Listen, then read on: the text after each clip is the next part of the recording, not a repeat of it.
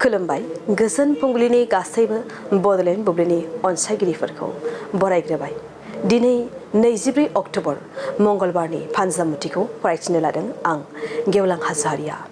फानजामुथिनि गिबियाव दं मेष राशि मुलाम्फा गोनां सान जागोन, दोहोन आरजिनो हागौ नोंथाङा दिनै।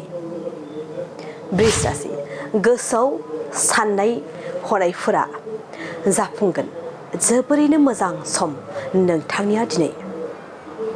मिथुन राशि मानिबा थाखाय गोसोखौ गिनाय मोननो हागौ नोंथाङा दिनै, गोसोखौ सुखु मोननाय नङा। कर्कट राशि देहायाव गोबारै सानाय सुनाय सोमजिनो हागौ, गाज्रि सान जागोन। सिंह राशि नखराव सुखु गोजोन फैगोन, सुखुजों समखौ बारहोहरनो हागोन। कन्या राशि गोसोआव लुबैनायफोरखौ मोनफुंनो हागौ, मोजां सान जागोन नोंथांनि थाखाय। तुला राशि मावनो लानाय खामानिफोरा फेलें जानो हागौ, जायखिजाया खहा जानो हागौ।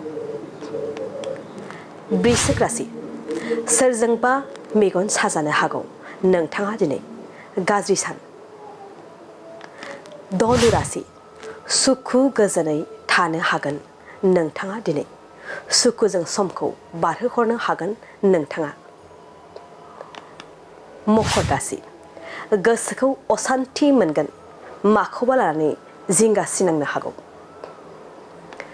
कुम्भ राशि बेफार फालांगि खालामोब्ला मुलाम्फा जानो हागौ, आखायाव रांखावरि फैनो हागौ। मीन राशि रां रुफा दोहोन जोबस्रांनो हागौ नोंथाङा दिनै, गाज्रि सान।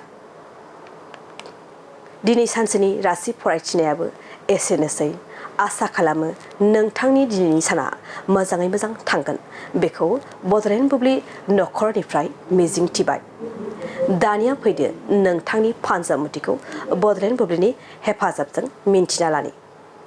गोजोन्थों।